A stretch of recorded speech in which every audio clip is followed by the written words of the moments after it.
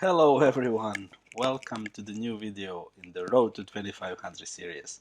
So I have decided to continue my journey and today was the day. But as you can see from the title, I have taken a few steps back instead of going forward. So how did it all happen? First of all, as you can see from the graphic below my face, I played against Booby 59, 2410. A very strong player, and my rating was 2459 question mark. What does it mean question mark? If you don't play for some time, lichess will revert the status of your rating from normal to provisional, and when your rating is provisional, the jumps for win or loss, up or down, are higher because the software believes that it needs to adjust your rating much faster to get to your accurate rating. So I didn't play for 9 months or 10 months on this account. I played some games on my main account, some blitz games, but I didn't spend much time with chess during this year. So my rating got provisional, and that meant had I won, which I didn't, I would have crossed the 2500, but I didn't win.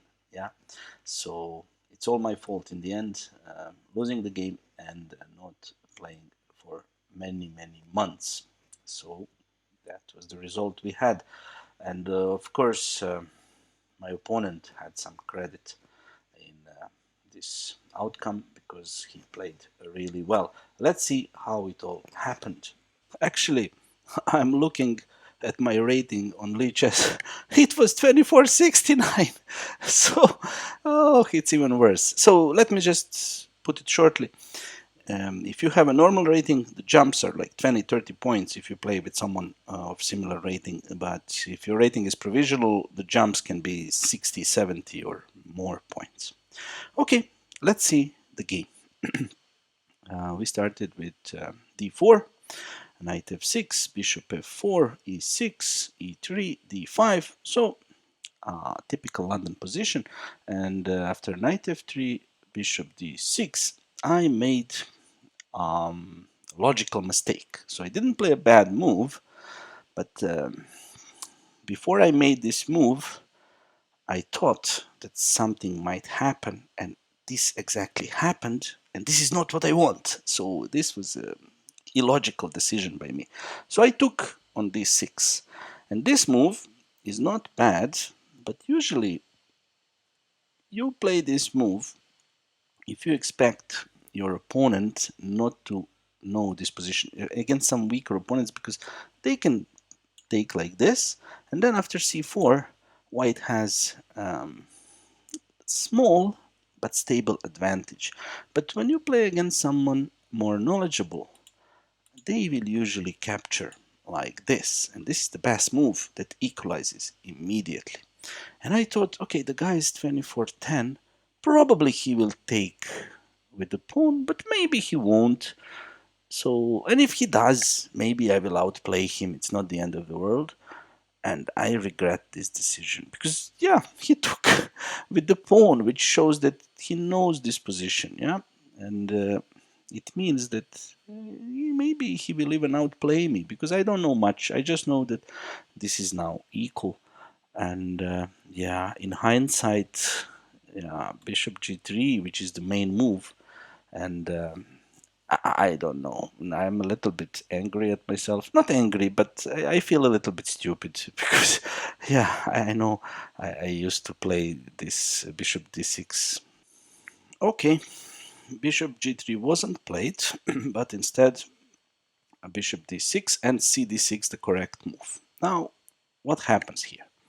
I played c4, and after d4, bishop c4, there is only one nuance that black needs to know to play this position well, and that nuance is he should never play d5. If he plays d5, suddenly his bishop, his light square bishop, becomes worse, and his e5 square becomes weak. For example, d5 here would be a really bad move.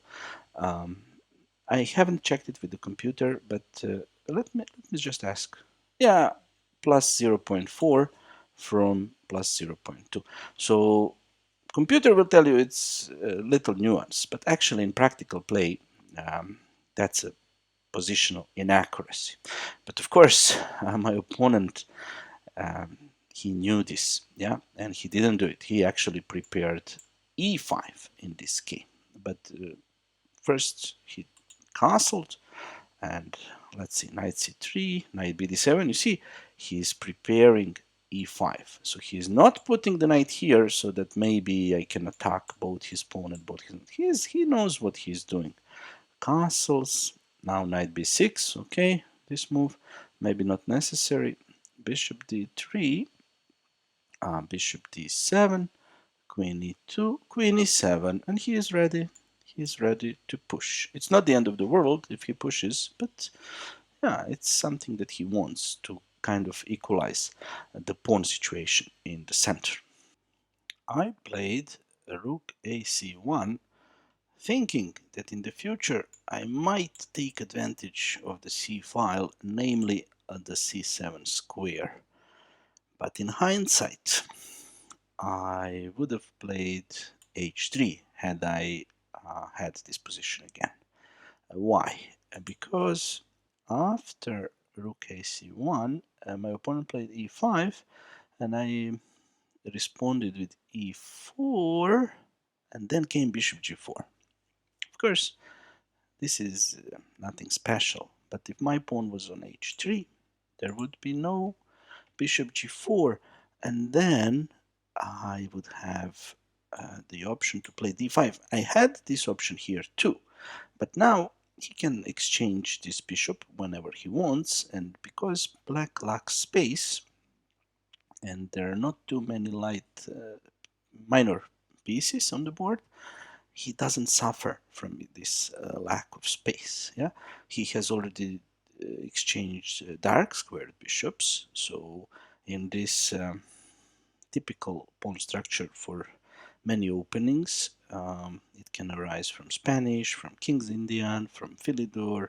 from all kind of openings. Usually black has a dark squared bishop, but he got rid of it already in the beginning of the game. And now he will get rid of another minor piece. And usually when your opponent has space advantage, you should trade some minors. And he already did it. So he has all the pluses. Of course, here d5 was the correct move, yeah?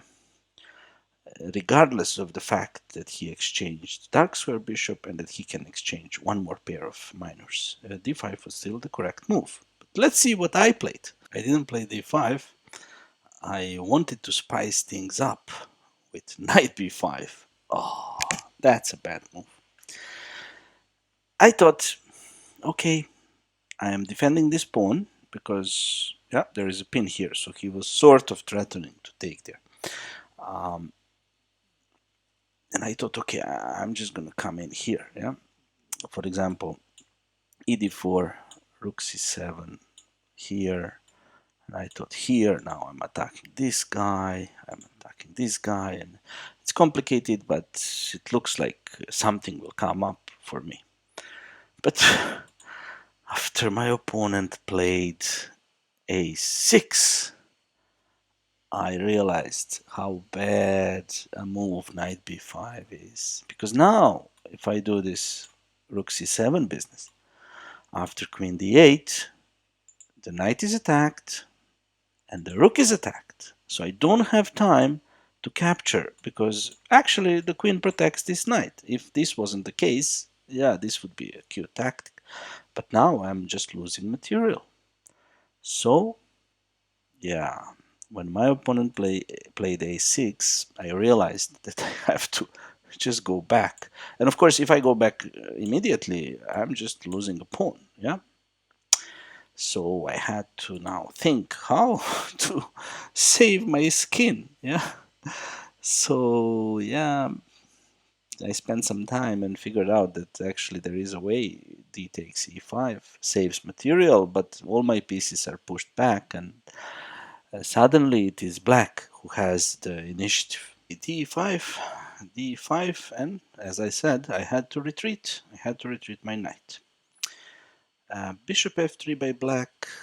A little bit hasty. I don't think he needs to do that. He can do it whenever he wants. So he could have postponed it to do it at the right moment. But okay, bishop f3, queen f3, rook fd8, and suddenly it is black who has slightly more comfortable position, because somehow my rook on the c file isn't doing anything, and he is first to pile up to use this weak square, yeah, and to maybe win the d file depending on what white does. So I oppose his rook. He started to prepare doubling. Bishop e2, rook a d8, and I traded one pair of rooks. He chose to take with the rook because if he takes with the queen, I can force the exchange of rooks and made my job a little bit easier, or I can actually first go queen e3, touching this knight so that he doesn't have time for this. Or actually, yeah, because here I have this guy, this move. Yeah, so maybe that's why he took with the rook, and now maybe he wants to put the queen here and infiltrate on one of those dark squares that I cannot really successfully cover. So what did I play?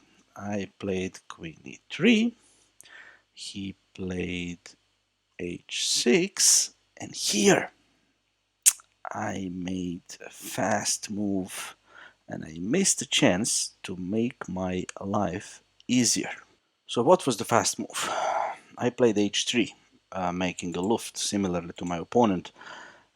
But actually, before playing that move, I saw queen c5, but I said, okay, I'll play it on the next move. But there was no chance because black played rook d4 and stopped me from that. And also, queen c5 sets a little trap because it looks like there is an X-ray attack here, and this check, attacks the king and attacks the queen. But actually, white can take with the knight and defend his queen. So I don't believe that this player would fall for this trick. But queen c5 is a good move because right now there is a pin here. Black cannot exploit it with a tactic, and also the queen from c5 attacks many pieces in black's camp. I missed the chance for queen c5, so after h3 I played a fast move. After h6 I played fast h3 and rook d4. Excellent move. Okay, so I said I'm gonna try to trade some pieces, and queen b4 followed. And yeah, if you turn on the engine, it will say that this position is slightly better for black, but actually, see, the b2 pawn is sort of hanging. The e4 pawn is also hanging, and I can basically never take because there is this fork, yeah? So really unpleasant position for a human player, at least a player of my level. So I found queen c1. It looks like I'm losing the e4 pawn after the following sequence that I will just show. But actually I prepared a counter punch where I will win this pawn in the end. And black, I don't know if he fell for it or he intentionally went for it. And let's see, he gave a check. I took with the bishop, and now he takes my pawn. And after I take his knight, he can either start with check first or immediately capture. It doesn't matter. And it looks like it's a clean pawn, but actually there is bishop f3. And this is what I had in mind when I played queen c1. And there is no good way to defend the b7 pawn. Black played queen c4, going into an endgame, bishop versus knight, and now I'm happy. If he takes my b2 pawn, I'm gonna take his a6 pawn, and then probably black is fighting for a draw. He played a5 and I played b3. Knight d6 followed. My next move was bishop d5, and suddenly I felt optimistic. Yeah, black had a very good position. Yeah, I was under pressure. My pieces were all back, and suddenly we are in an endgame, which maybe someone like Capablanca would evaluate like winning for white, because bishop versus knight with pawns on both sides. It's a big advantage for the side with the bishop, and I know that, of course. But here there aren't many pawns. I mean, there are, but somehow it feels like black can hold this with accurate play. But I said, but I thought, okay, let's play now. The worst is over. Let's see how he plays the endgame, and let's see how I play the endgame. So king f8, improving the king, king f1, and now f5. So he's, I think black should run his king, but he was a little bit careless. King e2, and another strange move, knight b5. Of course, yeah, he wants to fork everything in my camp. But after king d3, it looks like that's just a waste of time, and suddenly black king is still on f8, and white king already, like flash, got to d3. And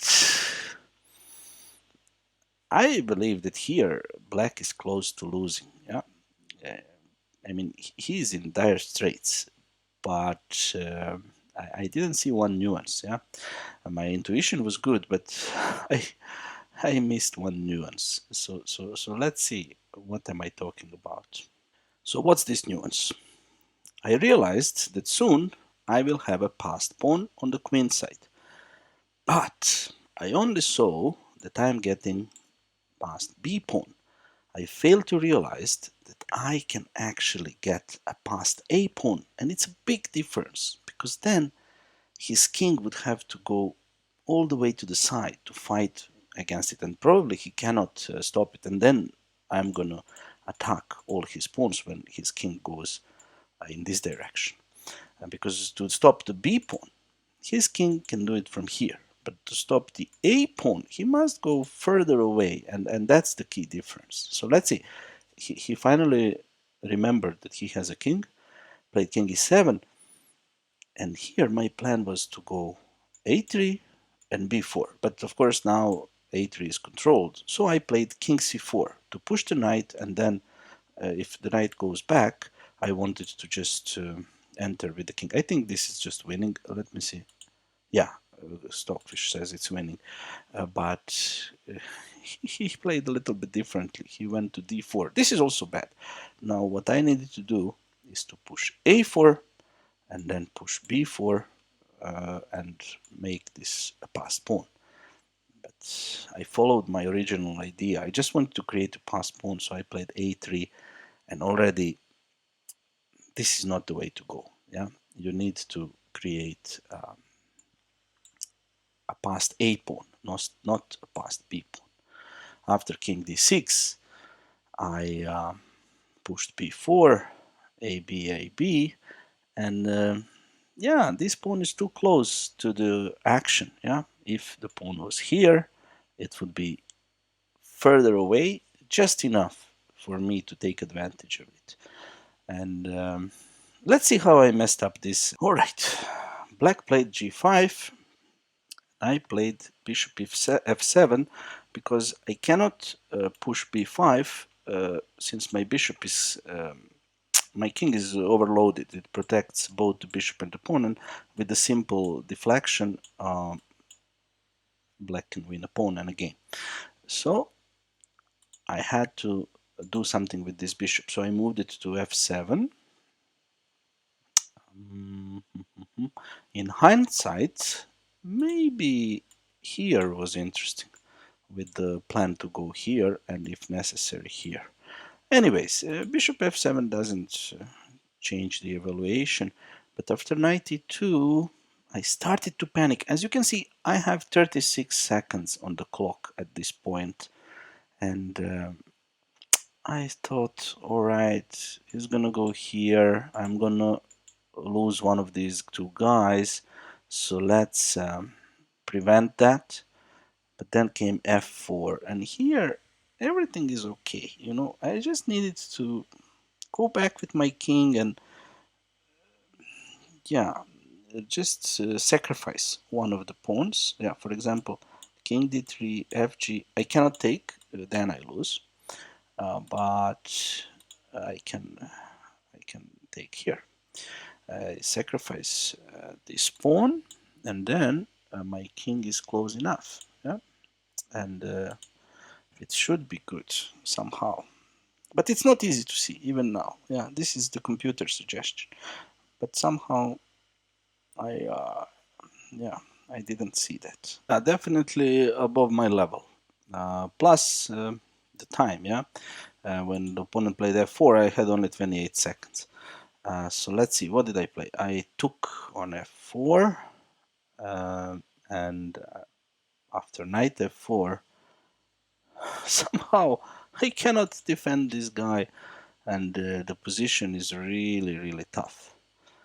Computer suggests f3, and then probably to defend like this or something.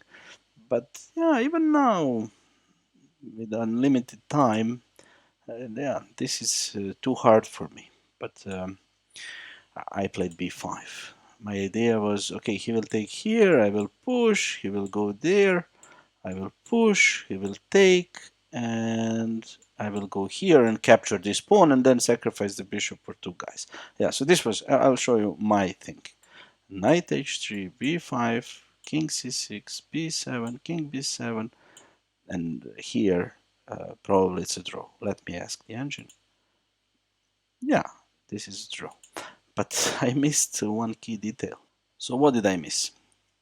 If we go back a few moves, so when I play b6, he doesn't have to play king c6. He can just take here, as he did in the game, and win one tempo. And that's a huge difference, because now if I go king d5, he just goes e4, and I cannot win this pawn, and bishop cannot save against these three guys.